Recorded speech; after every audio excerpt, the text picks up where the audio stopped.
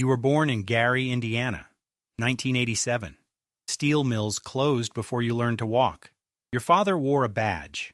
Detective Michael Harrison, Homicide Division. He worked the graveyard shift because that's when the bodies turned up. You remember the smell of his uniform? Gun oil mixed with cheap coffee and cigarette smoke.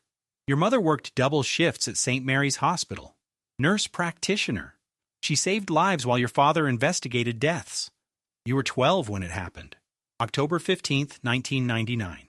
Your father was investigating a drug ring connected to the Latin Kings. He got too close. They found him in an alley on West 5th Avenue. 3 shots, 2 to the chest, 1 to the head. Professional. The department gave him a full honors funeral. 21 gun salute, folded flag handed to your mother. You stood there in your only suit watching grown men cry. The killers? Never caught. Case went cold in 6 months. You watched your mother age 10 years in 1. She started drinking. Pills first, then vodka. By the time you turned 16, you were taking care of her. Cooking, cleaning, hiding the bottles. Your older brother Marcus went the other direction. Joined the same gang that killed your father. He said the system failed, so why fight it? You made a different choice. You were going to be one of the good ones. The ones who actually made a difference. You graduated high school with a 3.9 GPA. Full scholarship to Indiana University. Criminal justice major. You didn't party. Didn't drink. Every night you studied while your roommates got wasted. You had a mission. 2009, you applied to the FBI. 1,000 applicants. They accepted 50. You were number 47. Quantico, Virginia. The FBI Academy. 20 weeks that would break most people. You woke up at 5 a.m. every single day. Physical training until your muscles screamed. Firearms qualification. You needed a 210 out of 300 to pass. You scored 287, top of your class. The instructors noticed. Special Agent Rebecca Martinez pulled you aside in week 12. We've been watching you, Harrison. You've got something most agents don't. You can lie without flinching. She wasn't complimenting you. She was recruiting you for the Undercover Operations Program, UC Division, the most dangerous assignment in federal law enforcement. The psychological testing began immediately. They put you in a room, made you build a cover story from scratch. Name, background, family. Then they interrogated you for 6 hours straight, trying to break your legend. You didn't break. They showed you photos of crime scenes, dead children, tortured victims, monitored your heart rate, your pupil dilation. You passed. Your mentor was Special Agent David Chen, 38 years old, 15 years in UC operations. He'd infiltrated motorcycle gangs, Chinese triads, and Russian organized crime. He'd been shot twice, stabbed once, and had PTSD he treated with whiskey. He looked you in the eye during your first meeting and said, "This job will cost you everything, your name, your family, your soul. You sure you want this?" You said yes. 2010. Your first assignment, low-level operation. Target a methamphetamine distribution ring in Detroit. Your cover. Jake Sullivan, ex-military, dishonorably discharged for assault. Fabricated criminal record. 1 arrest for possession with intent to distribute in 2008. Case dismissed on a technicality. The Bureau created a whole life for you. Social security number, credit history, even a Facebook page with 3 years of posts. You moved into a studio apartment on Gratiot Avenue. $450 a month, broken heater, roaches in the walls. You worked at a body shop owned by the target's cousin. Oil changes and brake jobs for minimum wage. Every conversation was recorded by the wire taped to your chest. Every meeting was documented. You had one handler, Agent Williams. Check-ins every 72 hours. It took 4 months to gain their trust. The target's name was Tommy DeMarco, 26 years old, high school dropout, meth cook with delusions of being the next Walter White. He tested you, made you do a line of his product to prove you weren't a cop. You did it. The methamphetamine hit your system like lightning. Your heart rate went to 180. You smiled and said, "Good shit." The operation concluded with a coordinated raid, 16 arrests, 4 kilograms of meth, $180,000 in cash. Tommy got 12 years. His cousin got 8. You testified in court wearing a ski mask. The judge sealed the records. You went back to Quantico for debriefing. The psychological evaluation showed elevated stress markers.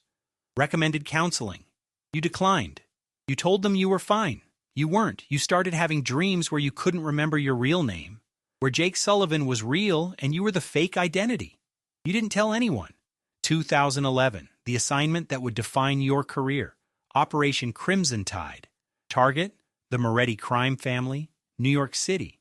5 generations of organized crime. Loan sharking, extortion, illegal gambling, and murder for hire. The FBI had been trying to penetrate them for 20 years. Every informant ended up in the East River. Your new identity, Michael Rossi, born in Bensonhurst, Brooklyn. Father died when you were 10. Mother remarried to a guy who beat you. You ran away at 16, did 2 years in Rikers for armed robbery. Released in 2008. Trying to go straight but struggling. This legend required preparation. You spent 3 months learning Italian, memorizing Brooklyn street names from the 1990s, studying mafia hierarchy and culture. You moved to Carroll Gardens, started hanging around Gino's social club on Court Street, the Moretti family's territory. You worked construction during the day, union jobs through a contact. At night you drank at their bars, gambled at their card games, lost money on purpose. You needed them to see you as harmless. It took 8 months before Vincent Moretti noticed you. He was the old man's nephew, 34 years old, earner for the family. He ran the gambling operations in South Brooklyn. You were at the social club playing poker when he sat down across from you. You're the kid from Bensonhurst, right? Mikey Rossi? You nodded. He said, I heard you did time. What for? You told him the story. Every detail from your fabricated past. He listened. Then he said, You looking for work? Real work? This was it. The moment you'd been waiting for. You said yes. The first job was simple, collecting debts. Some guy owed Vincent 12 grand from a bad sports bet. You went to his house in Bay Ridge with 2 of Vincent's crew. Knocked on the door. The guy answered, saw you, tried to run. You grabbed him, shoved him against the wall. Vincent's guys worked him over, broken ribs, fractured jaw. You didn't touch him, just held him still. That night you vomited in your apartment. The man's screams echoed in your head.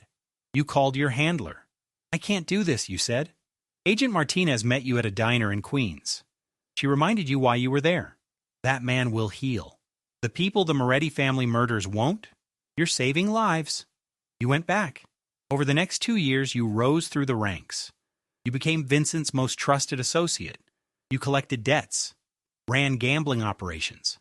You even helped move stolen goods. The Bureau documented everything, every conversation, every transaction. You wore a wire so small you forgot it was there. Then came Angela, Vincent's younger sister, 28 years old, art student at NYU. She was nothing like her family. Kind, genuine. She saw the good in people. She saw it in you, or rather in Michael Rossi. You met her at a family barbecue in Staten Island. She asked what you did for work. You lied. Said you were in construction. She smiled. You don't look like a construction worker. She was right. She started coming around more. Coffee shops in the village. Walks in Central Park. You told yourself it was part of the cover. It wasn't. 6 months in, she kissed you. You kissed her back. This violated every protocol. You were supposed to report any intimate relationships. You didn't. You fell in love with her. Or maybe Michael Rossi did. You couldn't tell the difference anymore. 2013. The Moretti family planned a major operation. A weapons deal with an Albanian crew. 50 illegal firearms. Assault rifles, handguns, even explosives.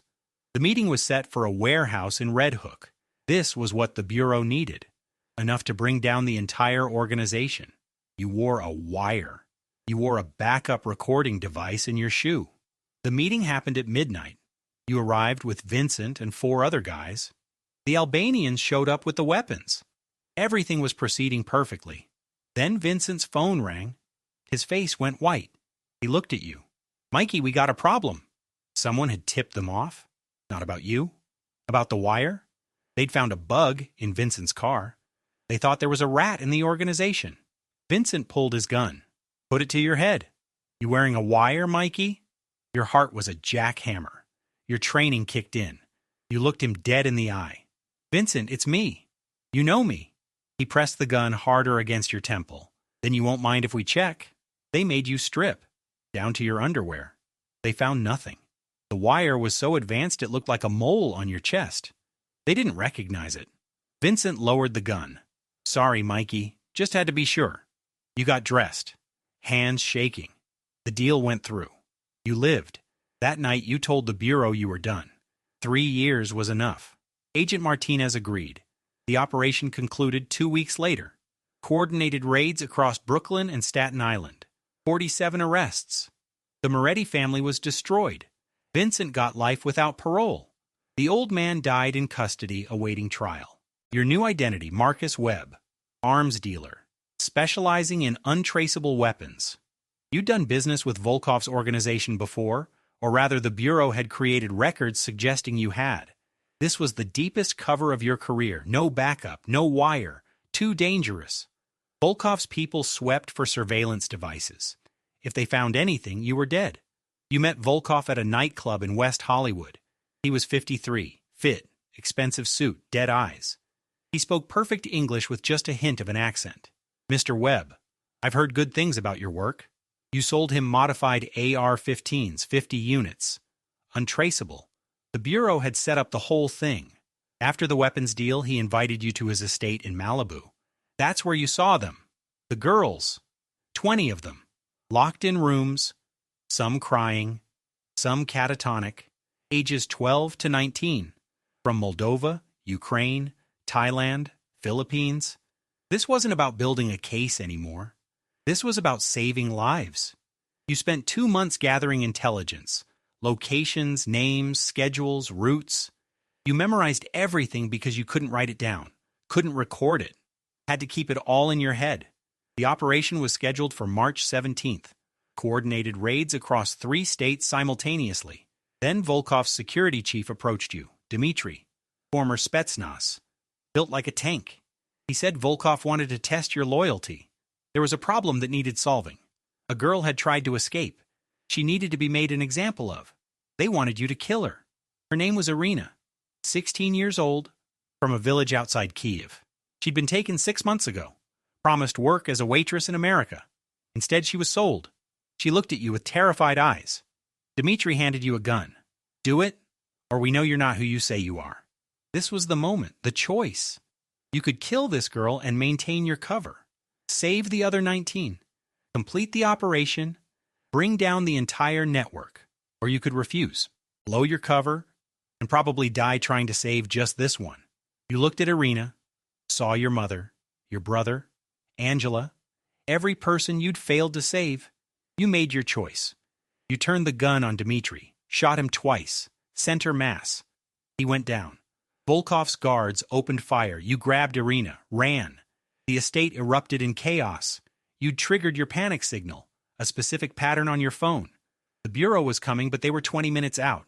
You had to survive 20 minutes against a small army of Russian gangsters. You made it to the garage. Stole Volkov's Mercedes. Bullets shattered the rear window. You drove, Irina screaming beside you. 2 SUVs in pursuit. You hit Pacific Coast Highway doing 90.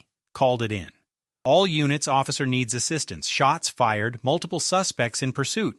The cavalry arrived at the Malibu Pier. FBI, LAPD, Highway Patrol. The pursuit ended in a shootout. 3 of Volkov's men killed, 5 arrested. You took a bullet to the shoulder. Irina survived, unharmed. The operation was compromised but not destroyed. The Bureau used the intelligence you'd gathered. Coordinated raids still happened. 17 girls rescued. Volkov arrested trying to flee to Mexico. He got life. Dmitry survived your shots. He got 25 years. You were hospitalized for 2 weeks. The bullet had fractured your clavicle. You needed surgery, physical therapy. Irina visited you once, brought flowers, said thank you in broken English. You cried, first time in years. 2024, you're 37 years old. You live in Portland, Oregon. Small apartment in the Pearl District. You work as a security consultant for a private firm. The job is boring, safe, legal. You miss the action and hate yourself for missing it. Your real name is still classified. You have a new identity. The fourth one, John Matthews. That's what your driver's license says. Your credit cards. Your lease. Sometimes you forget it's not real. Sometimes you forget what is real. You're single. You tried dating again. It didn't work. Hard to build intimacy when you can't tell anyone who you really are, what you've really done. The scars you carry aren't just physical. They're in your head, in your soul. You still see a therapist, Dr. Sandra Kim, twice a week. She specializes in PTSD for federal agents. She's good, patient. She doesn't push. You've told her about Detroit, about New York, about Los Angeles. She says you show signs of moral injury. That's what they call it when doing your job requires you to violate your own ethics. You don't sleep well. Never have. The dreams are always the same. You're back in that warehouse in Red Hook. Vincent's gun to your head. Or you're in Malibu watching Arena die because you weren't fast enough. Or you're in Gary watching your father bleed out and you can't move. Can't help. Can't save anyone. Agent Martinez retired last year. She sends you a Christmas card every year. Never writes much. Just thinking of you. Stay strong. Agent Chen, your mentor, died in 2019. Liver cancer. You went to the funeral. Sat in the back. Didn't introduce yourself to his family. They wouldn't have known who you were anyway. Sometimes you wonder about the people from your old lives. Is Angela married now? Does she have kids? Does she ever think about Michael Rossi? Probably not. He never existed. You check the news occasionally. Vincent Moretti died in prison 2 years ago. Stabbed by another inmate. Tommy DeMarco from Detroit got out early. Good behavior. You hope he's clean now. You doubt it. Irina sends you emails sometimes. She's 25 now, living in California, going to community college, studying nursing. She wants to help people because someone helped her. She doesn't know your real name, doesn't need to. She calls you her guardian angel. You're not. Angels don't have blood on their hands. Last month the Bureau called, asked if you'd consult on a case, organized crime in Seattle. You said no. First time you've ever said no. They understood. You're done. Finally done. Years as an undercover agent, 6. Number of operations, 12. Number of identities, 4. Jake Sullivan, Michael Rossi, Marcus Webb, John Matthews. Cities lived in, 7. Gary, Detroit, New York, Phoenix, Los Angeles, Portland, plus 3 more you can't name. Arrests resulting from your work, 143. Convictions, 127. Prison sentences totaling 1,847 years. Lives saved, 37 documented. Probably more you'll never know about. Times you were almost killed, 8. Gunshot wounds, 2. Stab wounds, 1. Broken bones, 4. Concussions, 3. TSD diagnoses. Severe, chronic, treatment ongoing. Relationships destroyed, all of them.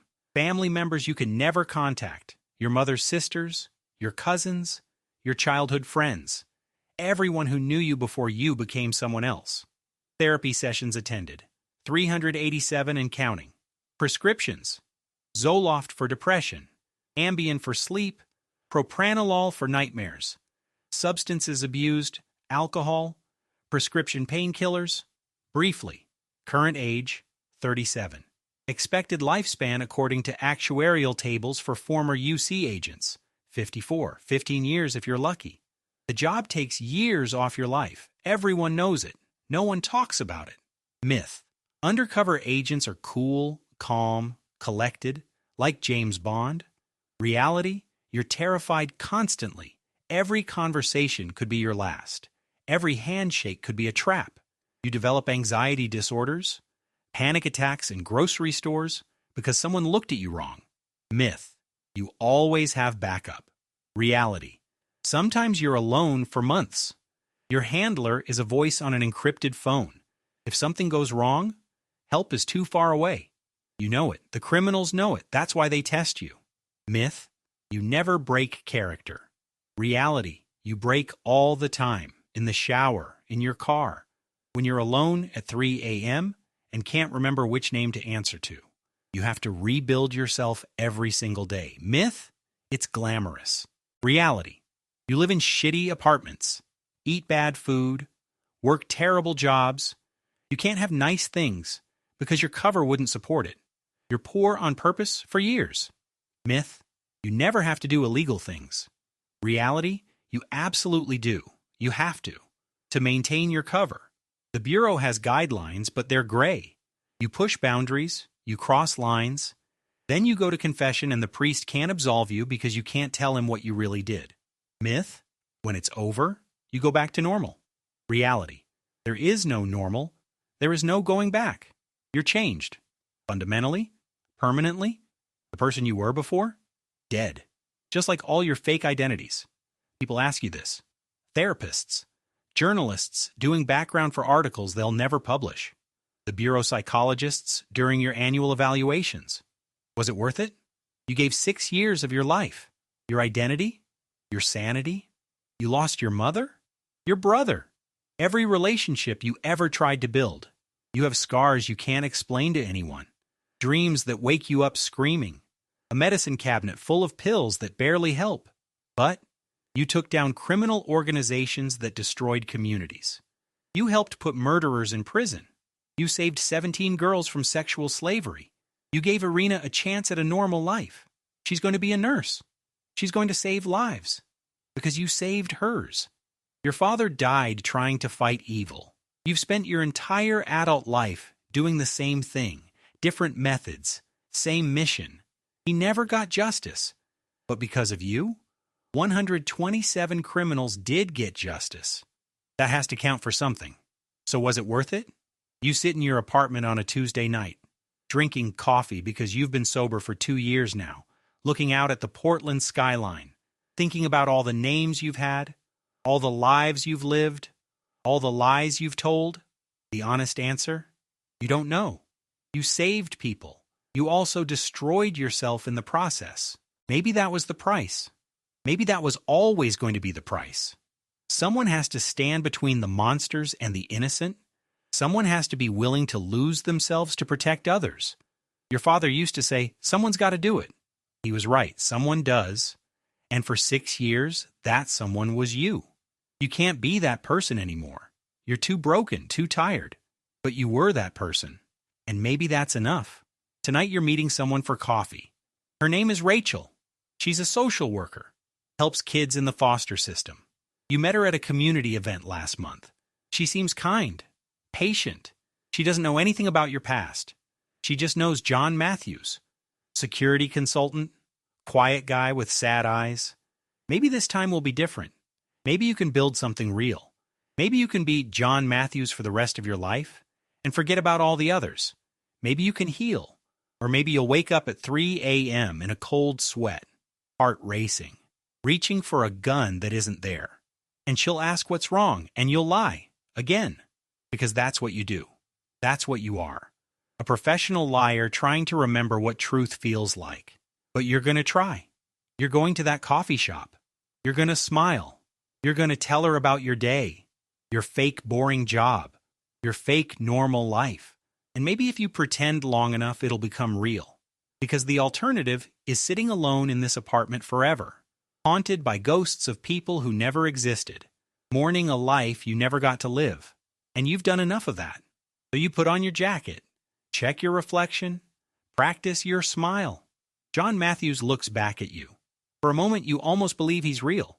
You lock the door behind you, walk to your car, drive to the coffee shop. The whole way there, you practice being normal. Practice being someone who hasn't seen the things you've seen, done the things you've done. Someone who sleeps through the night. Rachel is already there. She waves, smiles. You wave back, walk over, sit down. She asks how you are. You say, good, really good. She believes you. Why wouldn't she? You're the best liar you know. And somewhere across the country, in a house you'll never see, Irina is studying for her anatomy exam. She's going to pass. She's going to graduate. She's going to save lives because you saved hers. That has to be worth something. That has to mean something. You order a coffee. Black. Same as your father used to drink. You tell Rachel about your week. She tells you about hers. You laugh at her jokes. She laughs at yours. For 20 minutes, you forget about Detroit, about New York, about Los Angeles. For 20 minutes, you're just John Matthews having coffee with a pretty woman. It's not much, but it's something. It's a start. And after 6 years of living in the darkness, maybe it's time to try the light. Your phone buzzes. Unknown number. Your heart stops.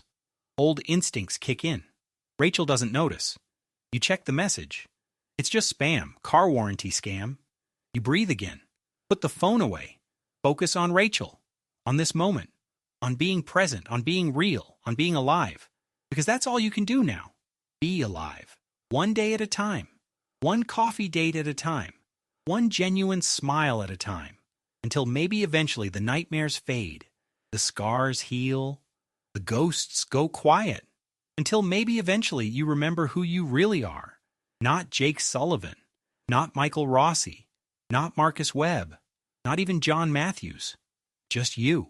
The kid from Gary, Indiana, who wanted to make a difference. Who wanted to be one of the good ones. And maybe you were. Maybe you still are. Maybe that's enough.